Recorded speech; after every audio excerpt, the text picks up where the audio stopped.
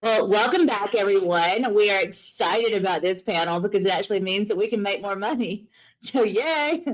We've been talking a lot about optimizing revenue, but in the hotel industry, as in putting this together, we started hearing a lot about all of their ancillary revenue and their other sources of revenue. So, we wanted to put together a group of some really smart guys to talk about what kind of additional opportunities maybe we could find in the vacation rental industry.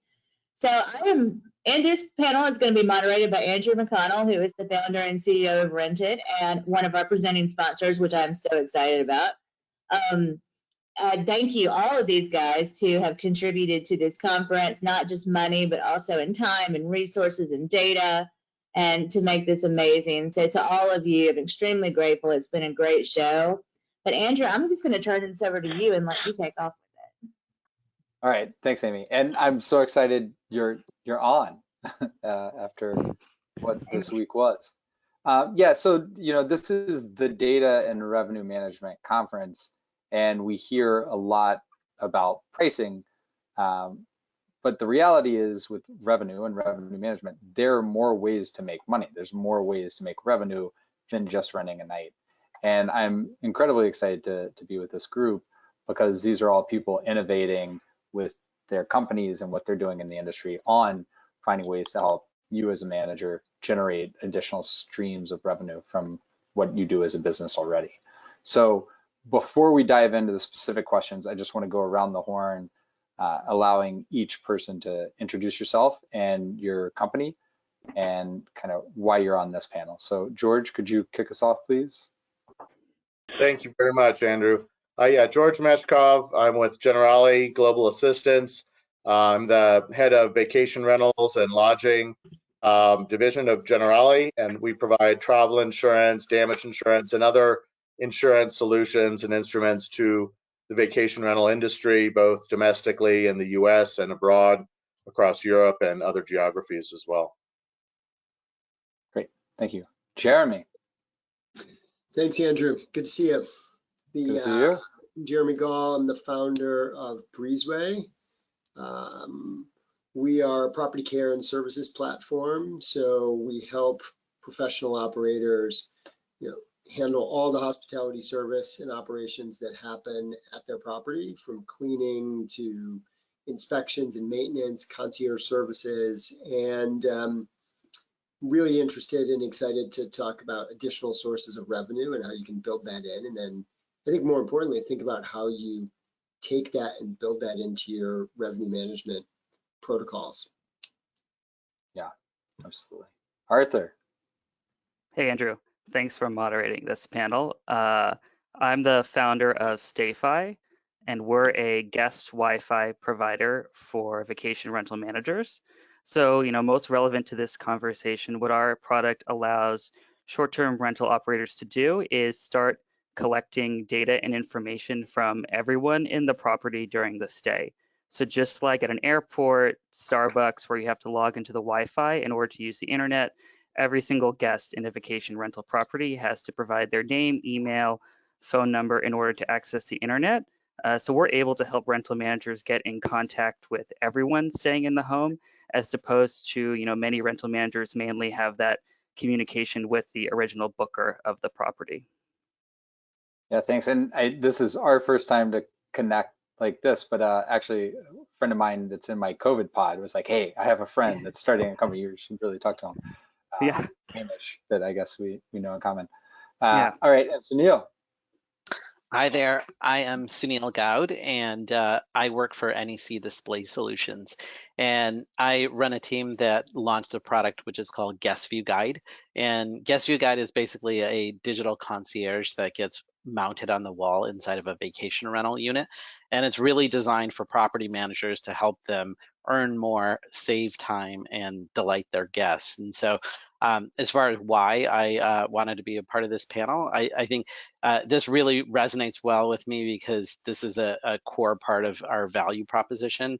And so I'm really excited to be here and talk with you guys.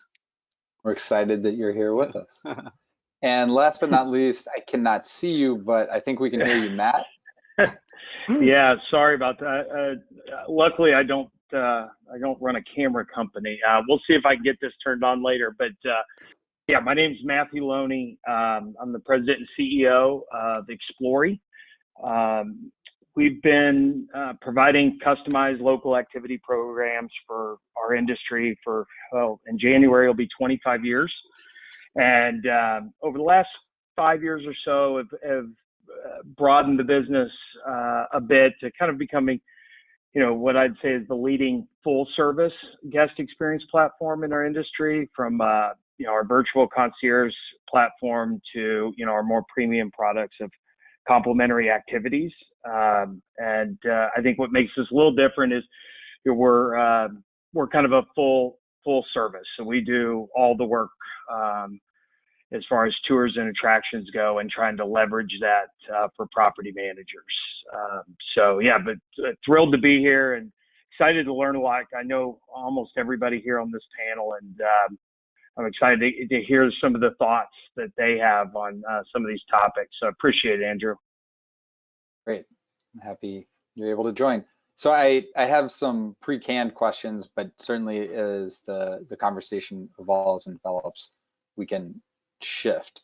But to get us started, I think a lot about labels and descriptors, that they can be useful in painting a picture of what we do and the value we bring, but they can also be very limiting. So if we think about the role of property manager, the role of vacation rental manager, yes, that does describe, for the homeowner, we manage the property. For the guest, we are renting out vacation homes.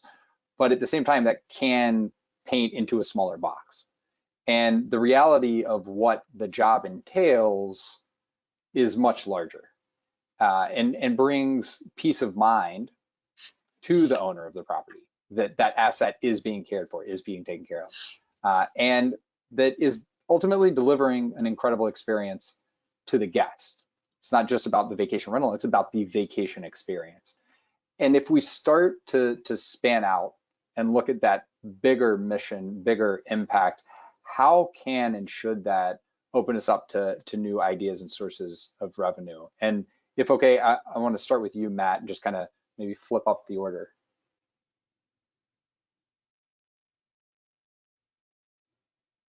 Sure. No, I think, look, anytime that you broaden your view of the role of your business, which is, I think, what we've seen obviously in this industry from, over the past 20 years, but a lot in the last few years, there's going to be these new revenue opportunities. And, I think one of the things that's an interesting topic that we don't spend a lot of time talking about, and I'm hopeful that maybe we can touch upon and get some people's thoughts here, is, that just because there are these new revenue opportunities, doesn't mean that they all should be chased, right? And I think as the role of property managers has expanded and expectations both of the guests and homeowners continues to expand, sometimes resources do not expand with that added expectation. I think we probably have a lot of people on here who know that all too well. And so, I think one of the things not only is to pinpoint where these opportunities are and the really kind of interesting, creative ways to take these to our guests and to monetize them, but maybe to take a step back and say, how should those decisions be made? And, what really is that cost of pursuing that revenue, and what are you pursuing it in lieu of, which can also go to that cost factor. So, but yeah, I think there's a lot of opportunities here, maybe so much that, we need to be careful about where we spend that time. So I may go to you next on that one, Jeremy. So thinking, there's the experience for the guest side, which the cleanliness, the property care and everything is part of it. But that, I would imagine, also plays into that peace of mind for the owner side. And so how can you turn that from just a part of doing business to actually a source of revenue? Yeah, I mean, I think it's A peace of mind is the quote that I wrote down, right? That you're saying, and it's two sides of the coin, right? It's peace of mind for the owner. It's really deep asset management. It's the experience for the guest. It's property managers and some of the nomenclature we use really thinking about ourselves in the industry as hospitality providers on a deep sense, both to the owner and to the manager. And I think Matt's got a good point. There's a lot of quote unquote opportunities to chase for additional sources of revenue. And the best managers will tell you that this is the whole thing that makes a difference to their business, right? They've got to bring in service revenue or travel insurance revenue. They've got to find these ancillary sources, and that's what really changes their business. I think from the owner side, it's about rental managers are in such a great position to dig a little deeper on the owner side and monetize that service that they provide to owners. I'm sure we're going to talk later about how you monetize on the guest side, and there's a lot of great ways you can do that. But it's about, we think about it, the more efficient you can be, you're taking a complex job and you're being able to layer in a little more complexity, a little more personalization. You're actually able to offer more service to the owner and then to monetize it because they can really feel what it is you're doing. So you have to report on what you did and then just raise the bar a little bit, and you can turn that into ancillary revenue. How I'm putting you on a preventative maintenance program, how we're doing safety, we can talk about this later too, but how we're doing safety checks for your property and certifying and doing deeper inspections, really making you feel the asset management and protection that we provide. Yeah, and I mean, I do want to recognize Matt's point that there's a balance to be struck here of just because you can do more doesn't mean the juice is always worth the squeeze. I think it was Steve Jobs had said, I'm more proud of all the good things we said no to so that we could absolutely crush the great things that we ultimately did. And so it is, you need a strong filter or strong partners to help you with it. So you brought up something on the insurance. I want to go to George on this, especially thinking about that peace of mind, both from the guest perspective and or from the owner's perspective. How do they know it's being taken care of? Yeah, that's a really good question. And I think peace of mind, certainly in our mid-pandemic state we're in right now, there's a lot of different aspects to peace of mind that, weren't here this time last year, if we had been talking then. From a traveler perspective, there's always, the cost of their vacation that's paramount to them. But also, the security when you're on vacation of what if happens, so that's where, certainly something like travel insurance can come in, or our damage insurance, so you don't turn a $3,000 trip into a, $4,000 trip because you accidentally, break the $1,000 chair or couch or lamp or whatever beautiful item is in that vacation home. Peace of mind, I think, is it's hard to come by today, and we do what we can to sort of fulfill it. I think as the property managers, as the vendor participants in this whole industry, to try to make it feel like it's a safe place. The great thing I think that we have going today is that, if at some point I'll show a screen and a slide, but we have an incredible, while we had a really bad downward V in our industry, we've had an incredible growth that came back up in vacation rentals. We work across all lines of travel, cruise, air, retail, and those are still, they're bottoming out, right? They're still flatlining low, and we're waiting for that recovery. So the peace of mind is certainly great. Now, I also think, travel insurance, you can make commission on every sale you make. You add it to the reservation optionally, but to the point of having ancillary activities and services available, today more than ever, we're not always as much wanting to go to the huge resort as we are to the confined vacation rental, but now we need more intel on what to do there. and Google doesn't always cut it. So being able to provide those services as Xplorie does, being able to look at the ancillary revenue like Jeremy can give on let me call it the backside to the owners, that they also want security. So I think today is a really good day to be thinking about what else besides commission can you monetize in this reservation transaction and that customer journey. So, and just speaking about that rebound and today being a great day, I don't know if everybody saw Hawaii is going to open up October 15th. If you test negative, you can now bypass the quarantine. So anybody in Hawaii, congratulations. I know that's been a long time coming. It's been no doubt a much rougher year than a lot of markets. Before I come to you, Arthur and Suneel, I may just change the question a little bit, and certainly feel free to pile on to anything we've already said. But I think back to the VRMA conferences, and one of the staples each year was this revenue fundamentals session that George Volsky and others would do.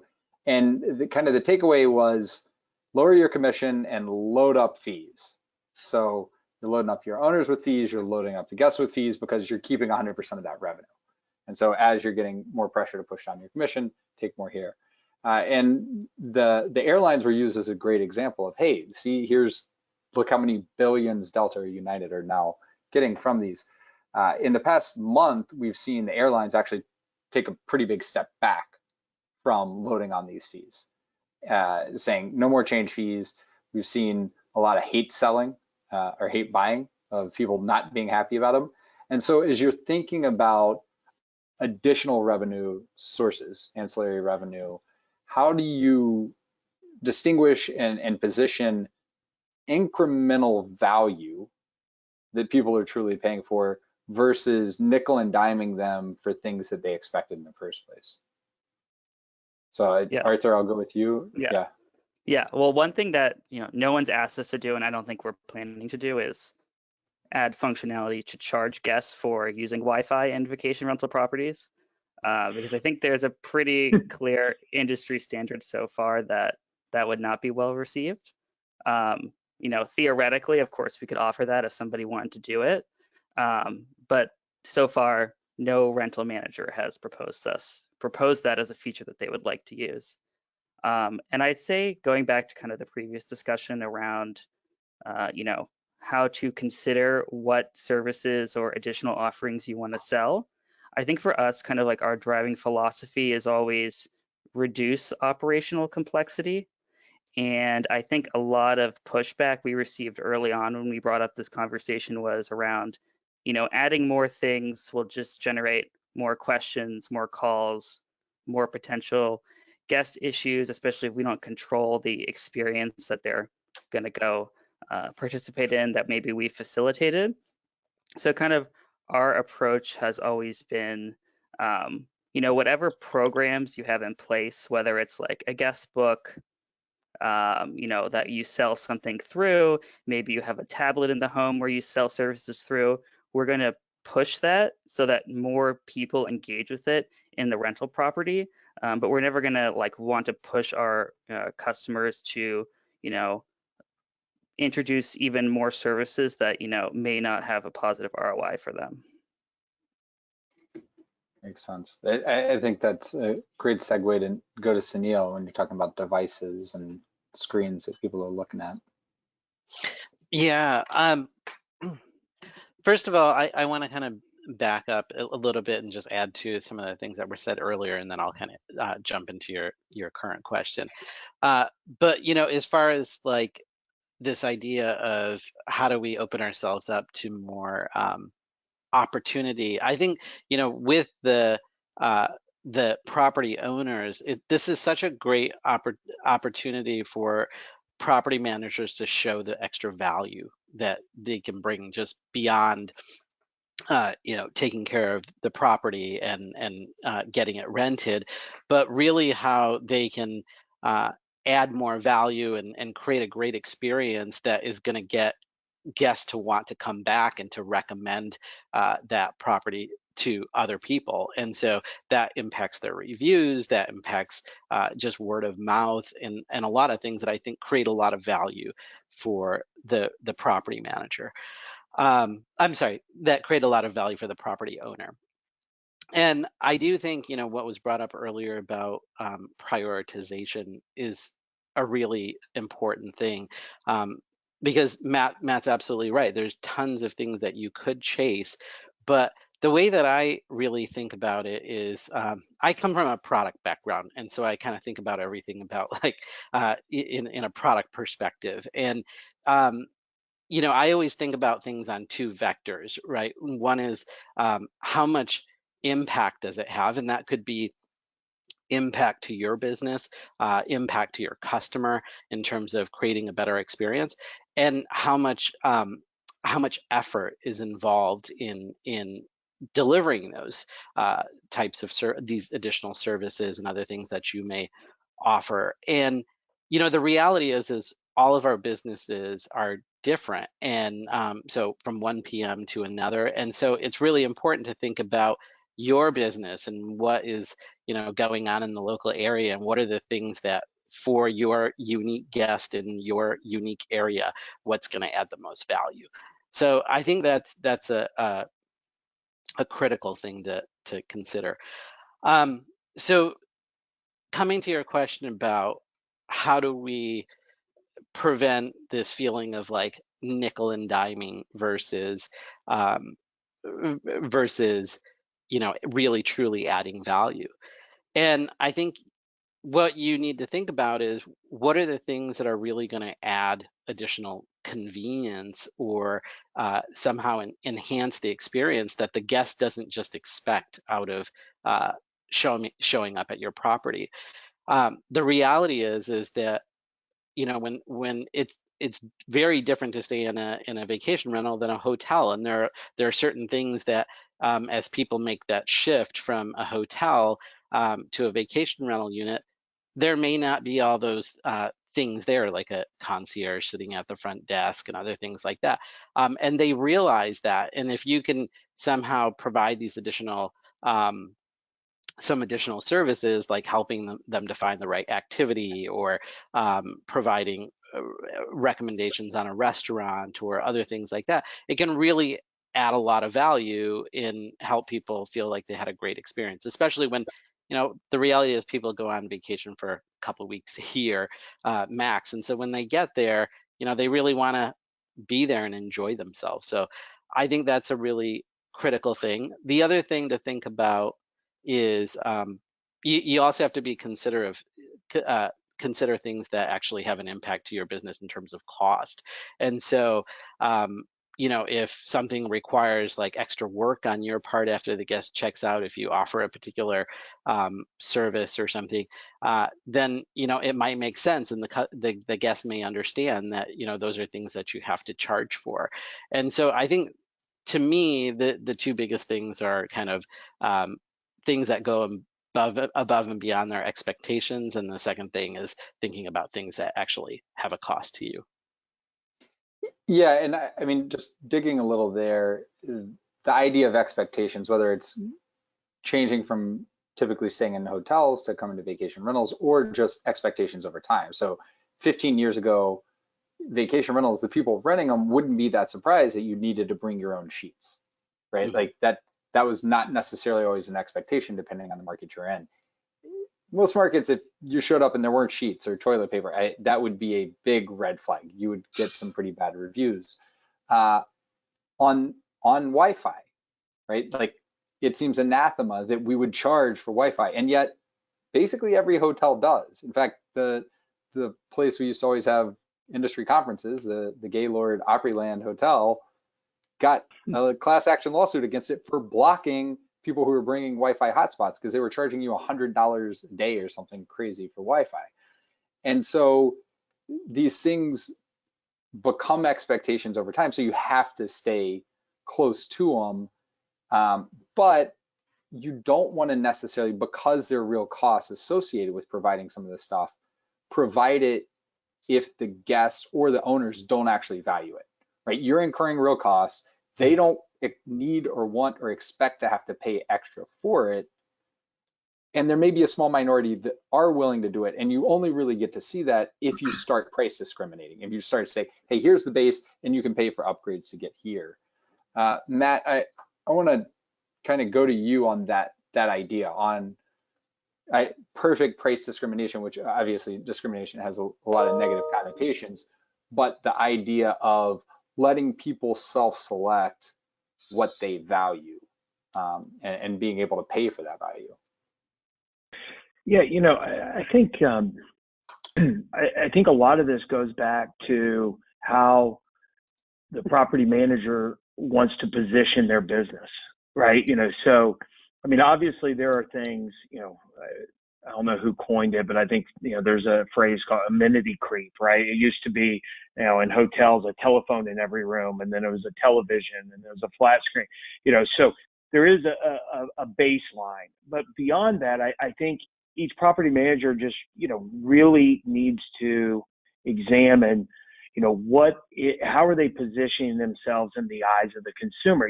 I'm not someone who actually, I think if you position yourself properly, the buffet model, if you will, of additional extras is perfectly accepted by the traveling public. When it's, so typically when you get yourself in trouble is when your rate maybe exceeds the value that they feel like they're going to get from you as a property manager, or that your rate is such that things that they would expect would be included are not. And so I think as long as does it go into the rate or does it go into a fee? Obviously vacation rentals have a little bit more complexity. You alluded to this, Andrew, just that we've got the owner side too, right? And how that affects the split. And I think that's something that's, that's a whole nother subject. But I think from the guest perspective, I use the Ritz as an example. If you go to the Ritz-Carlton, there's certain things that you just expect are included in that rate, right? And you're going to have a great guest experience. But if I fly on Frontier Air, I don't know that I'm real disappointed or shocked that I've got to choose to pay a little bit more for baggage or to choose my seat or things.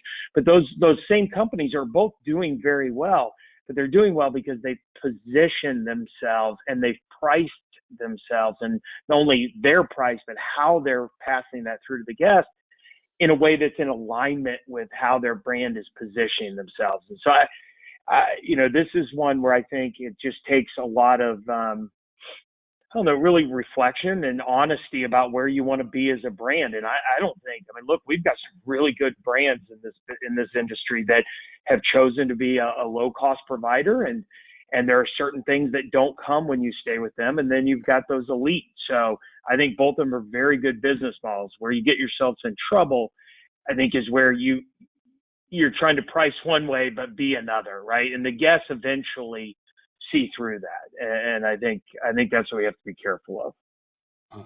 Well, guests or your business, right? It's just as dangerous to sell the Ritz brand and deliver a Frontier service for bad guest reviews as it is to sell at a Frontier price, but then incur the cost of Ritz services. Right. Yeah. And so the guests will love you if you can do the latter, but it won't last long. Yeah, I may go to kind of double click on that one, go to you, Jeremy, on the Ritz. We expect a lot more included. And whether it's the Ritz or St. Regis or a lot of these resorts, a lot will throw these $60 a day resort fees, throw these things that you would not expect to be extra, right? You're already paying above what you thought market was for the price.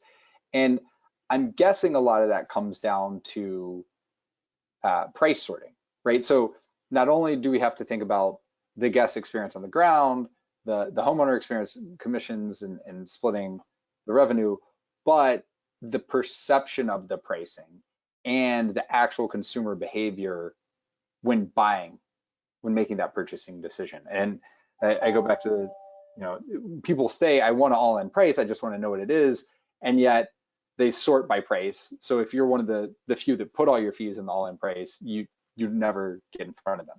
So how how have you seen that? Obviously, your background, you have a little experience with search from a guest perspective. How do you think about that? What have you seen? Well, yeah, I mean, as far as the background at Flipkey or any of the marketplaces, the non all-in service fees become super, super challenging. There's a big encouragement to have a lot of those fees, maybe not the travel insurance because that'll be pulled out separately, but certainly like at the time of booking to have an all-inclusive price to make it easier in the sort and not really load up on fees. And, the marketplace have had to penalize people for that to try and, push them down sort to guard against that because it's a bad experience. It's a bad shopping experience. It doesn't necessarily mean it's a bad traveler experience, right? Depends on how those fees are set up. Depends on what you're getting and how it's explained, but it can be a bad shopping experience. I think that you hit it earlier when you said you can provide a lot of this service, but if the owner doesn't value it, it's really hard to put a price on. I think that's the real key, both for the owner and for the guest. It's about how you package and provide and demonstrate that value. People have to be able to feel it. And we talk to property managers a lot about this, and I think this message resonates, that there's so much work that goes into it. I sound like a broken record because we say this a lot, but I mean, I believe, only because I believe it. Like, there's so much work that goes into it. You can't afford to do the work and not have somebody feel the work that you're putting in, because then you get caught sideways. They don't value the work because there's no perception of everything that you're doing. So think about the property owner who is wondering about whether or not they should roll the dice and self-manage versus use a professional manager. They don't have, or they're thinking about how you're dynamically pricing their unit and what you're returning for revenue. These owners have feelings. They have feelings about their home. They're not inanimate hotel rooms where you can just price them all against each other the same. There's a lot of social dynamics at play, and you have to make the owners feel and understand the value of the service that you're providing. And I think, whether you do that, there's very good ways to, I've seen people merchandise that very well in an all-in-one service to the owners where that's wrapped up into the fee.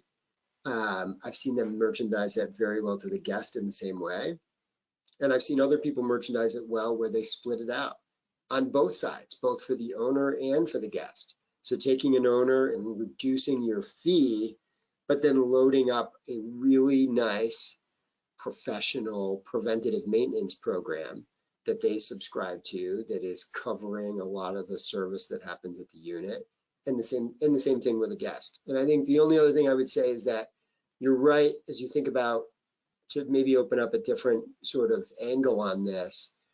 When you think about monetizing the guest, I think there's a lot of at the booking monetization, and even more so, whether it's through, things like the guest view guide or late checkout, early check-in, things people are accustomed to. You've got hotel shoppers who are gravitating more to vacation rentals. They're accustomed to this concept of early check. They might have to pay for early check-in, might have to pay for an extra late checkout. That's a great way that you can, that's great additional revenue there. Or filling, gap night management. Hard to believe, but especially in a world where people are drive-to destinations. I'm so happy to hear about Hawaii, but drive-to destinations have been on fire. And I'm offering you a last-minute deal to spend one more night at a discounted rate because I actually have this unit available for you.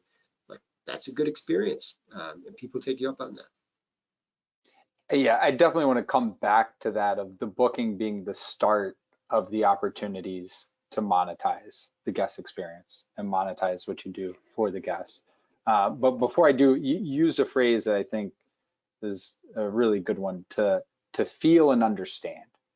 And it's part the heart, it's part the brain, it's part the emotion, it's part the analytical.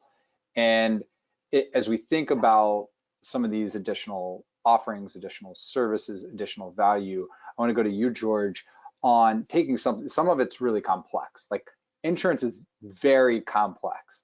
And how do you present it in a way that conveys that feeling, conveys that emotional, again, with insurance, perfect example of peace of mind, with understanding the mechanics of, oh, here's truly what the different offerings are. What is it that I value? So I'm getting what I expect with my head and getting that same feeling emotionally. Yeah, that's a really interesting subject that we spend a lot of time and research and A/B testing on. I'm going to back up just a little bit, and I'll get to that. But I want to address a couple things. Like Jeremy said, this year we did a future of travel survey, and we did find 72% of Americans say they're going to drive to their destination.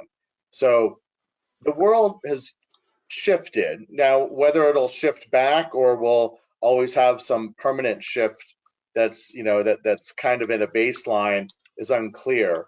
But we certainly see the power of demand in the vacation rental industry right now is getting high in many places. And so in many ways, the vacation rental managers have the power a little bit, and the vacation rental owners have the power because their inventory is in high demand.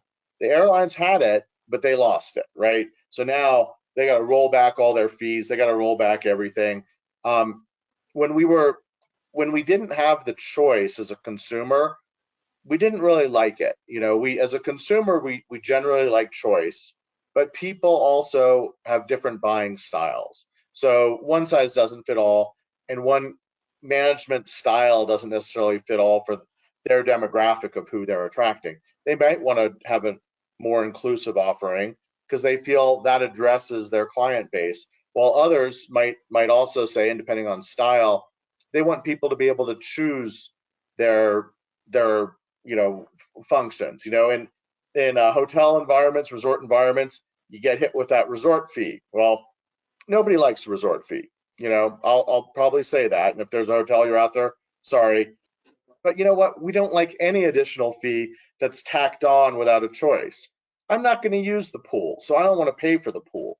Now, if I have the choice not to, for me, that feels a lot better than being charged something I'm not going to use. So travel insurance, same way. If you're going to offer somebody to cover their risk, do you want to cover the risk of travel by purchasing some travel insurance, or do you want to adhere to our cancellation penalties? Are properties a commodity? The time of that week that you want to book is perishable, and we have to have a cancellation penalty. We don't want to go to cancel 24 hours with an arrival because we're going to lose out. We're going to lose out in that case. And so we want to protect our inventory, and a traveler may want the choice to protect it with insurance. A traveler may also say, I want to pay a security deposit. I don't want to pay a fee or an insurance damage policy. Maybe they go, all right, I'd rather pay the $49 and not worry about it. And that sounds like a better choice for me. So that's important. Now, in terms of, how do you present this to somebody?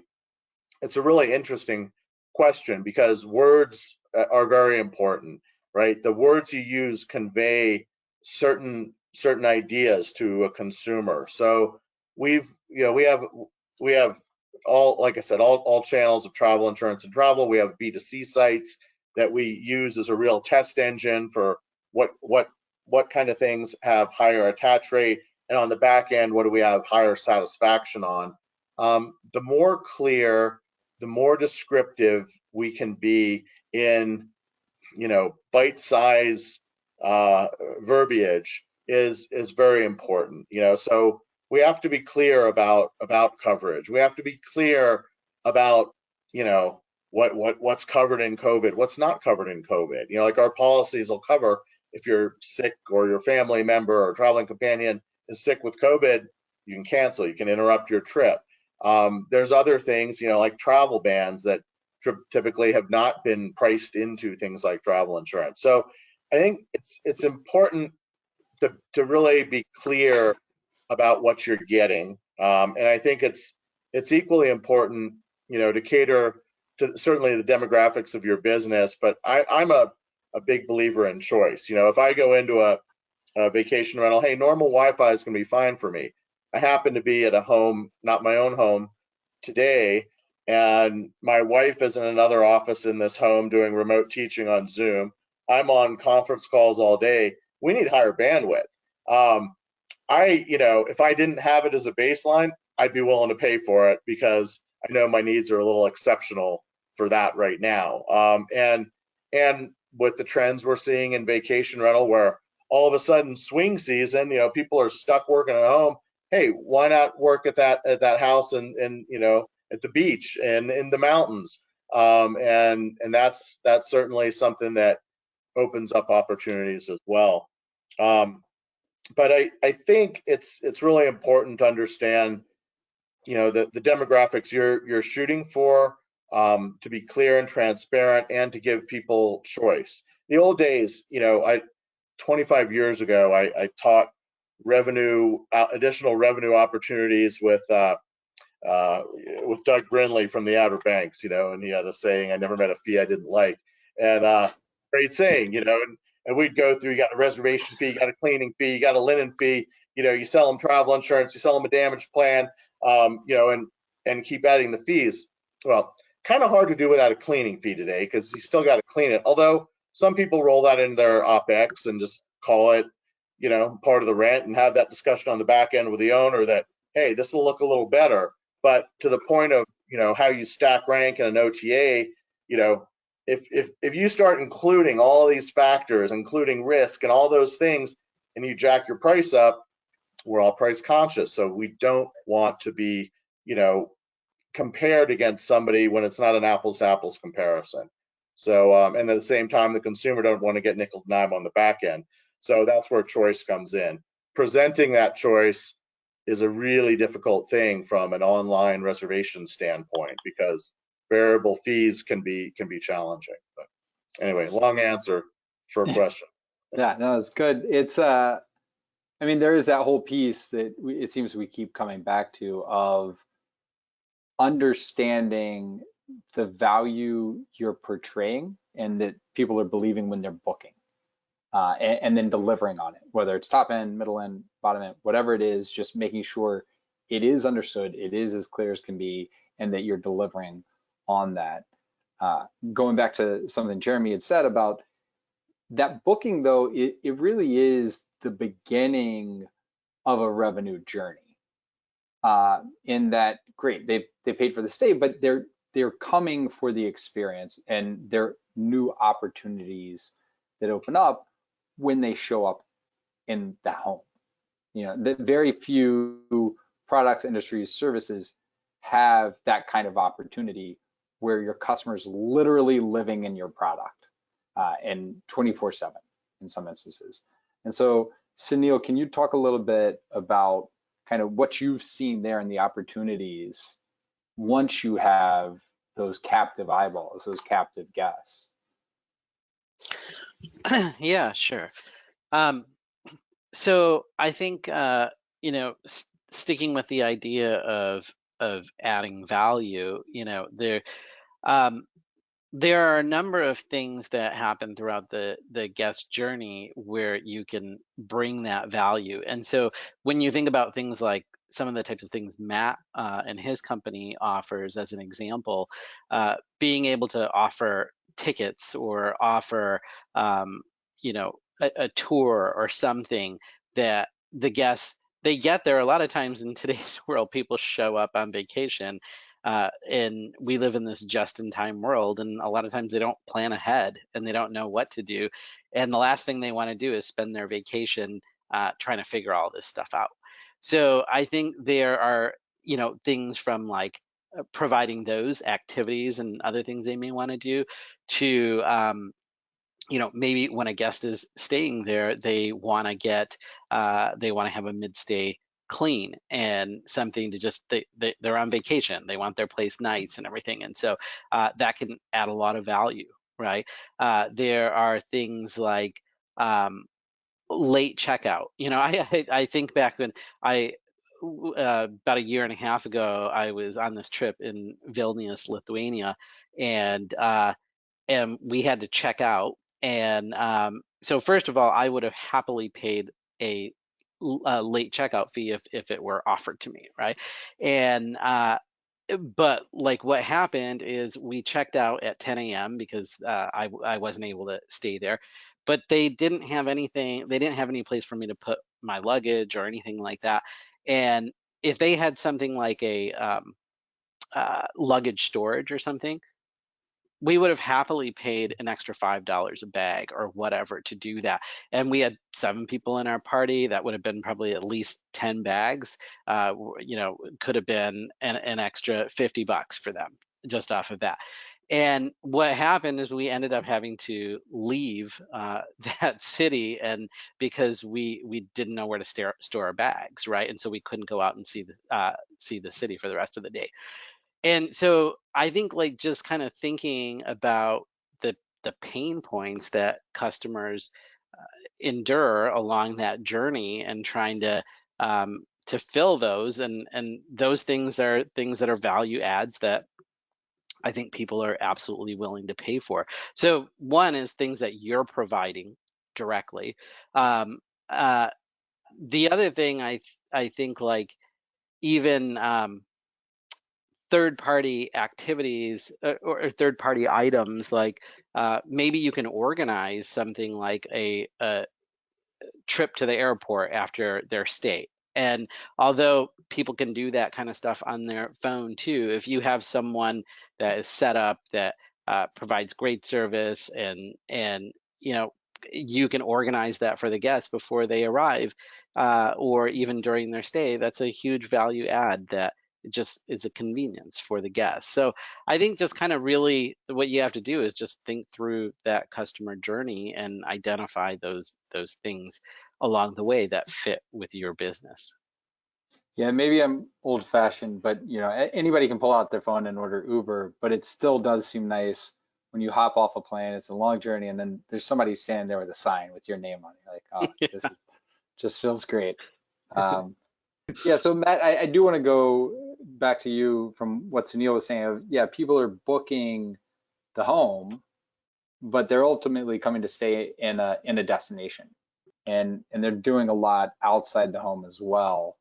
How can a manager think about their position in the community, their partnerships in the community as sources of additional revenue potentially?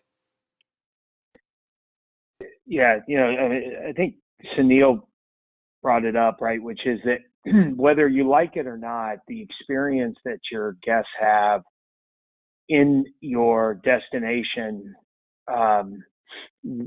falls back onto their property manager, whether or not it was within their property manager's control a lot of times, you know. So, you know, even to the extent of, you know, weather sometimes.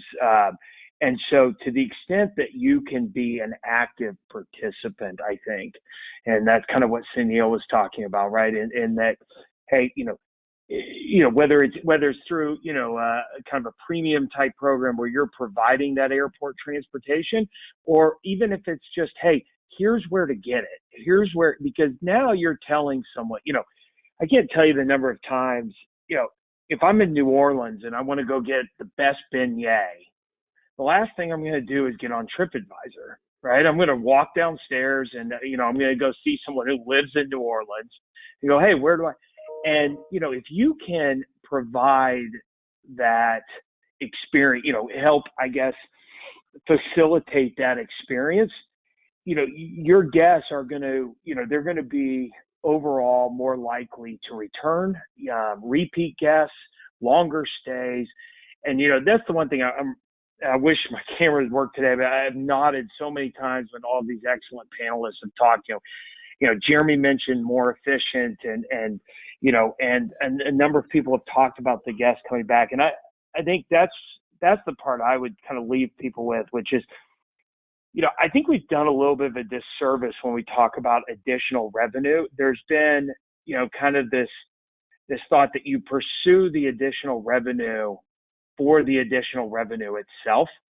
And actually, I think vendors, no one on this panel, but I think vendors have been to blame a little for that, right? We've sold this dream. Oh, you're gonna you're going to start selling, you're going to start renting out grills, and you're going to make so much. There's just this untapped revenue.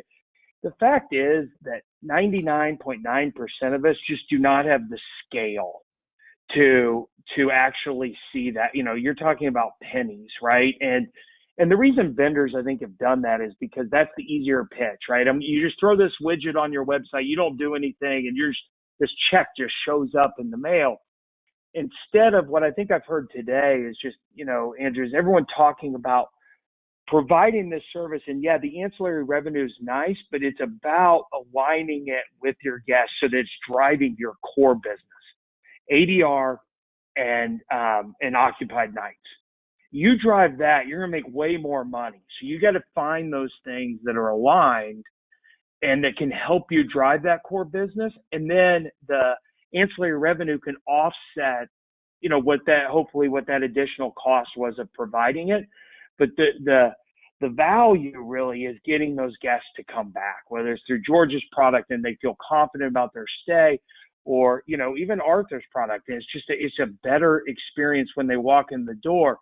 All of that adds up to whether or not they decide to return to you and come back.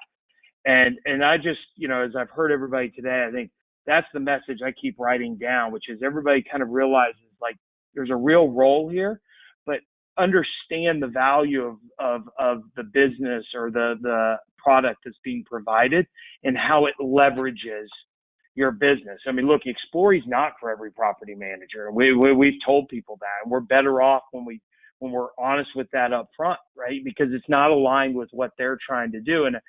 And I think to the extent each of us can look at our businesses and go, okay, that helps me get where I want to go, and it drives my core business, because our clients are very good at driving that ADR and the rate. And I think too, leave it on this, is, you know, this is a bit of a challenge, and I'm glad that Amy put this session in this conference. I think it's a challenge for both, you know, companies that are helping with revenue management. You know, we've got to do a better job in our industry of really helping property managers compare their overall total offering against a true comp set. We don't do a great job of it yet. We're getting a lot better. I think, you know, Rented is a group, I think, where, you know, the concept is, look, the algorithms are great, but you still have to touch this business, right? You can't compare a home with a hot tub that's ski in, ski out with a home that doesn't have a hot tub. But yet, you know, we still are in a lot of our algorithms. And also to the OTAs, and you mentioned this, Andrew, you know, if OTAs want property managers to put more in the rate and drive the rate, and they all do because that's how they've now monetized this deal, then they've got to make it easier for our property managers to convey the total value they're providing, whether it's, you know, Suneel's, you know, guest view guide, or, you know, it's Jeremy's services, you know, whatever it is. But right now, I think the reason sometimes that the property managers resort to the fees is because we don't make it easy for them to truly convey the value they're providing to the guests. And so I think there's some good challenges in this ancillary revenue for some of the bigger players in our industry. Yeah, oh, go ahead, Suneel. Yeah, I wanted to add one thing. You know, not everything has to be about charging the guest. And when I say that, we have, and I'm not doing this to necessarily do a commercial for our product, but I want to talk about like how we have a number of our customers that are actually using our device to actually generate revenue from other local businesses. So so it's them that are paying the fees, and it's not the guests. So to give you an example, a couple of examples, you know, one is Reselling Services, and you know, those are essentially, that's in this new world, all these businesses are fighting to try to get themselves back on track, right, after COVID. And I think a lot of them are happy to pay a fee to say, hey, I would love to get in front of your customer. And so one is, you know, sometimes they're not charging an up fee because that's business that they would have not otherwise had. And so they're giving it to them, giving a ticket or something like that at the same price, but they're taking the cut out of their own profit. The other thing that we have is we have people who are our customers that are advertising local businesses on their Guest View Guide device, and those businesses are paying an advertising fee. And so, as an example, and just one comes to mind is that we have one property manager that they're advertising a pizza place. That's their first one. They just started with Guest View Guide. They started advertising this local pizza place, and that pizza place pays $5 for every unit that this advertisement is coming up periodically on. And so the guest doesn't have any additional cost to that, but it's if it's something that you have to make sure as a property manager it's something that you're being authentic and you're not like just kind of advertising everything that you can make money for, but think about it from your perspective, and is this something that you really think is a good business that you would want to recommend? And if so, there's no reason why you shouldn't take advantage of that opportunity and make some money off of the business that you're advertising. Yeah, and I definitely do want to come back to that of it's not necessarily always the owner, the guest that is the source of the revenue.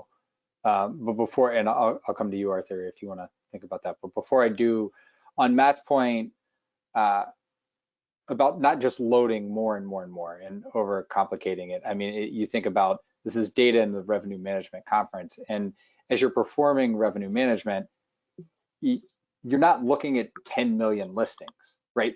That's irrelevant. I'm looking at the 4 listings that are relevant to this home. I'm looking at the relevant data in my relevant market.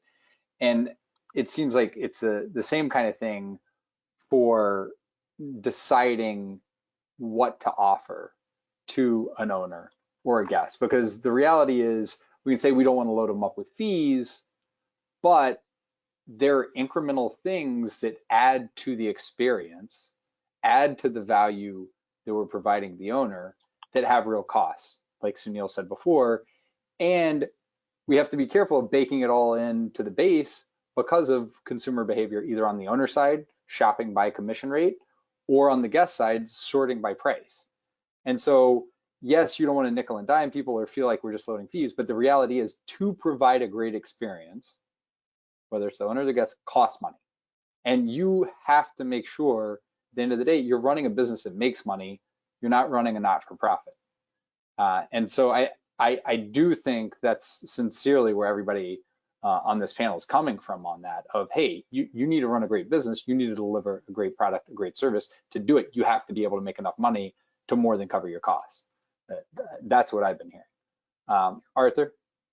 Yeah, I'll just add some concrete examples from what we've seen kind of relating to this discussion, because I think just porting over what fees hotels may charge and just introducing them in vacation rentals may not be the best approach, because I think there are some characteristics to vacation rentals that property managers can take advantage of to both cut their costs and increase incremental revenue. So a few things that we've seen is more on the luxury side, property managers taking over the internet subscription and services for a home and offering our hardware along with an internet subscription as kind of like a meshed Wi-Fi service that they bundle into their property management services.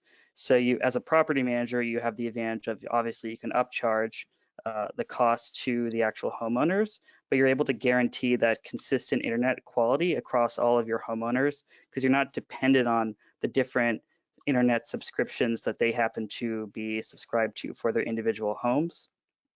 And then I'd say on the multifamily side, where we have some master lease customers, we're able to, through a mesh system, like reduce the cost that they pay for internet by creating a mesh system in the building as opposed to having each unit have its own internet. So I think a lot of our operators are attracted to that type of model as opposed to charging a guest for internet. there are some probably better ways to save money on the internet cost side instead of loading on fees to guests to use the internet service. Makes sense. Now, this is, I believe, the last session of 3 days of very intense, very data-driven, very content-driven conference masterclass, whatever you want to call it. And kudos to Amy and the team for pulling this together in the midst of a hurricane. But to be respectful of the panelists and of the attendees, you know, as we finish these 3 days, as you think about how much people have been loaded with in terms of this content, is there one thing that when people wake up tomorrow, you're saying, if you're going to do one thing, what is the one thing? We'll go around. I'll go start with you again, George. All right, thanks. Well, I'm in a very fortunate place of our product as one that doesn't cost the management company any money. They make money when they sell our products, but they can use that revenue to delight the guest in other ways. And I think as I think about, you know, again, today's world, we're seeing a lot more people, you know, out of our survey, 58% of travelers are more likely to be buying insurance. About 50% are likely to stay in a vacation rental and or campsite, of which I love both of them. And I think there's things that, you know, when I go to a place, I need, right? I go to a place, I need internet. I might need some Netflix, you know. Today's expectation is a little bit different, right? It keeps evolving what that expectation is. We've touched on that. You're going to need some soap. You're going to need some detergent. You want to wash your clothes. Those are things I need. But then the thing I think that's really important is, what do people want? So after they get what they need, now I'm on vacation. What do I want? And we all know, I mean, we're all humans. We're going to need some groceries, some beverages. We're going to, you know, really want some great ideas for activities and provisions for this. I mean, Suneel, I think, you know, you're in a great place because each one of us, and maybe everyone on the call, has gone to a hotel. It's been late.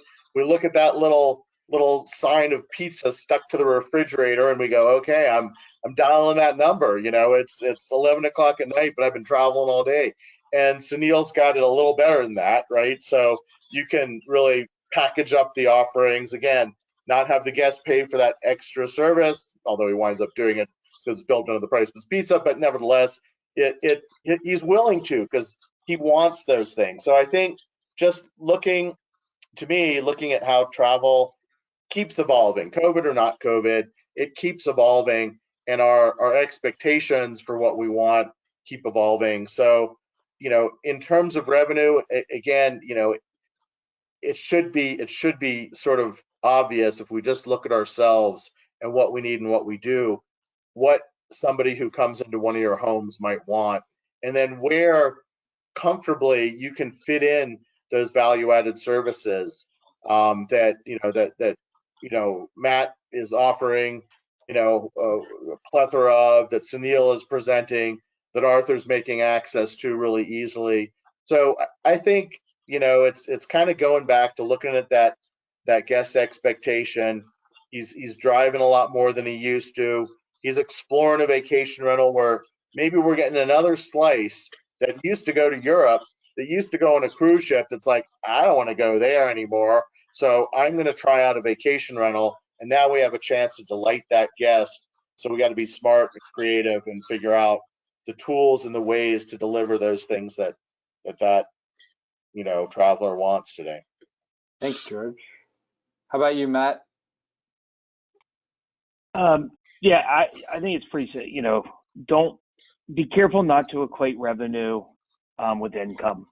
You know, it's a simple, but you know, and I look, I think there are some people, to Suneel's point, been successful. But, you know, I use that as an example, right? How much time am I going to spend running around trying to get advertising dollars? And in that same time, how many dollars could I have spent driving 3 more nights stays, right? And that doesn't say that that's the wrong answer. I just say everybody's got to answer that for themselves, because, you know, yeah, there's a revenue conference, and the data come, but at the end, it's about the income, right? And what's that true ROI? Even at the data level, I think there's a point at which it's a law of diminishing returns, right? Get yourself to a point, and that's it. That's as good. It doesn't, the next dollar out, costs you $1.01. And so sometimes I think we're not afraid to do that, but we don't look at the full picture.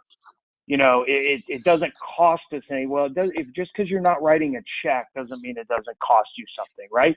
It also doesn't mean that if something doesn't have a great ROI for you to do, that it's bad. But then you better find somebody else who does it, that you're comfortable, and let them do it because they're doing it maybe at scale. We're not going to go out and build Arthur's device, right? So that's probably a good, but there's other things where it does make sense. So I just, maybe a little counterintuitive for somebody who's talking about additional revenue sources, but, really look at everything through that lens. At the end of the day, it's got to make more to the bottom line, not just the top. Thanks, Matt. All right, I'll go to you, Arthur. Yeah, I mean, you're more than welcome to develop your own service, Matt.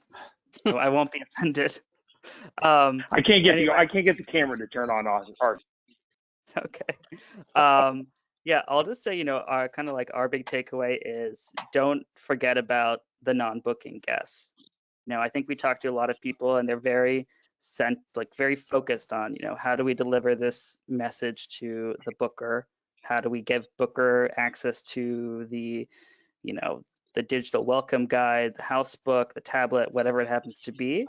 And for us, a big message, especially if you operate single family homes with 6, 8, 10 people in them, is that, whatever way that you decide to pursue additional revenue, whether that's selling real estate services, selling tours, packages, all you want to do is drive more repeat bookings. The most important thing is to just make sure that you're able to contact everyone in your property and not just the booking guest. Great. Suneel? So first of all, I think, not only on this webinar, but probably throughout all the different webinars that you listen to, you guys heard a lot of great things.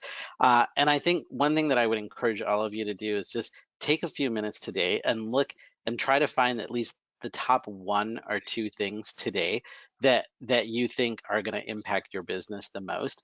And tomorrow, when you wake up, take some action against that.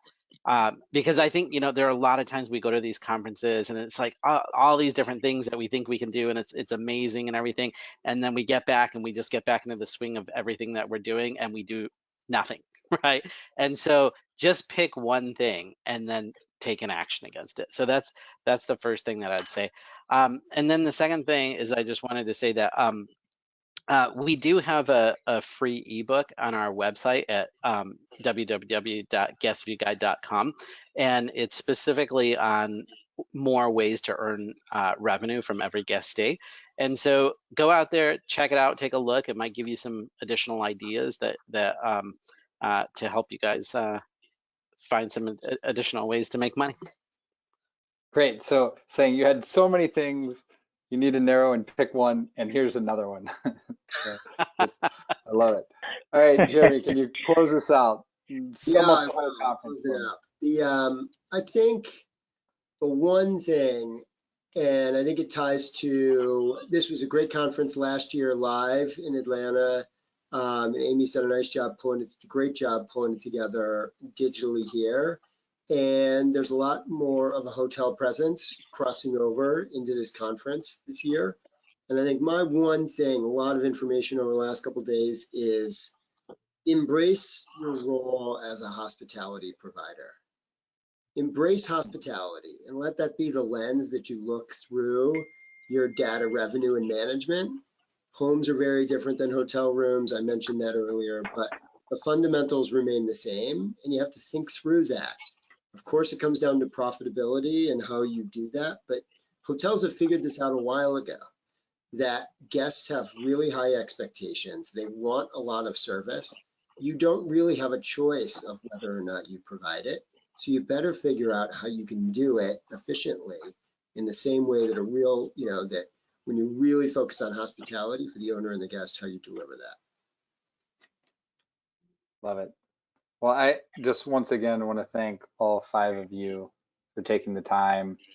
Thank you to Amy and the team for just superhuman efforts to get this put on and make it happen. Thank you, Amy. Well, Andrew, let me ask you, you've been on a lot of this conference. What's your takeaway? What is your one thing from here? And I mean, not just from this session, but from the whole conference. Yeah, I mean, my one thing is typically Suneel's first one thing, which is just pick one thing. We get a paralysis by being overloaded with choice. We talked about how important it is to give people a choice, but after 2 or 3 choices, we just freeze.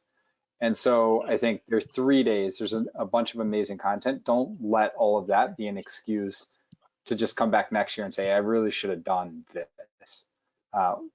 Pick that one thing in your business.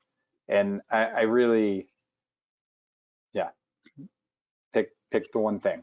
And it's going to be specific to you and your business and what that need is. Yeah, I know Suneel and George and Arthur didn't really get to see much of the other stuff, but you and Jeremy did. What do you think next year is going to look like in this data and revenue management conference?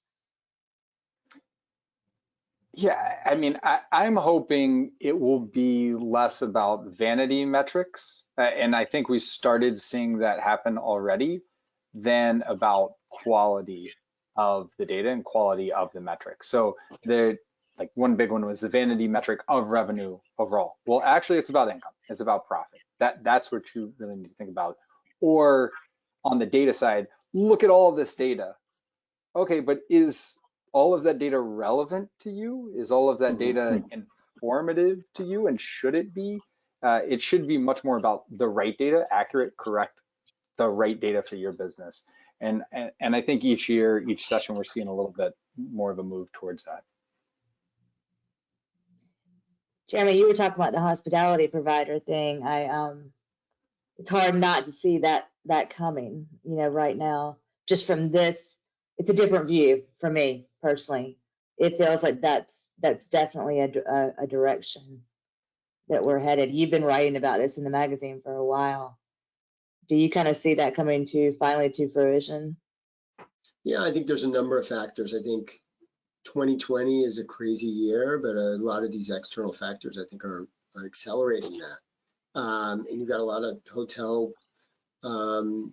hoteliers in the audience here, and I think there's just no choice. It's what guests have been starting to expect, and now with a global pandemic, their needs are heightened. You've got a lot more people coming into the market, new people to the vacation rental market, with new expectations. I don't see any other way. And when marketing gets more and more, competitive, I think you have to double down on this hospitality provider service.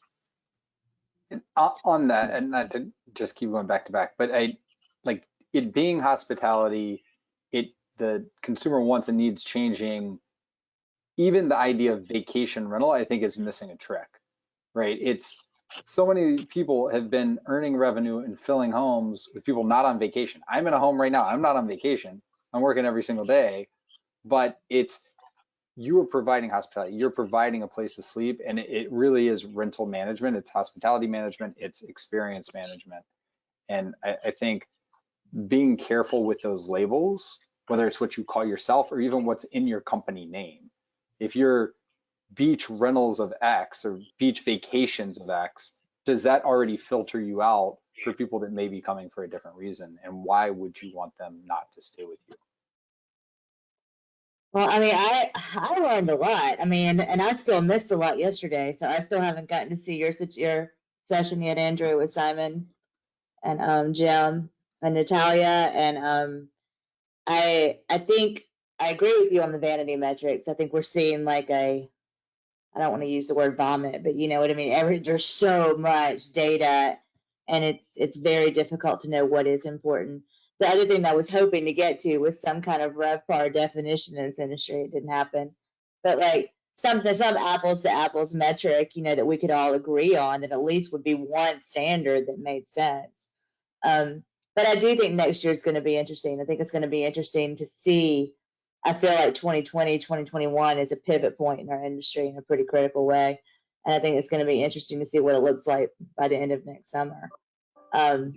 Thank you so much, Andrew, Suneel, Arthur, George, Matt, Jeremy. I am so grateful to you for taking your time to do this on a Thursday afternoon. It's been a great show. To all our presenters, especially to Corinne and Heather, who jumped in to help us through the whole thing during a hurricane, and to my friends Rebecca and Connie, who are still trying to find power and internet right now to come back in. Any prayers and thoughts you have to send down to the Gulf Coast are welcome. It's not good down there right now. And so anyway, you guys, my friends, thank you so much. Thank you for joining us for this conference. And that's a wrap. I hope you guys have a great rest of the week and a good weekend. Thank you. Thank you, Amy. Thank you, Andrew. Thank you, Amy. Thank you, Amy.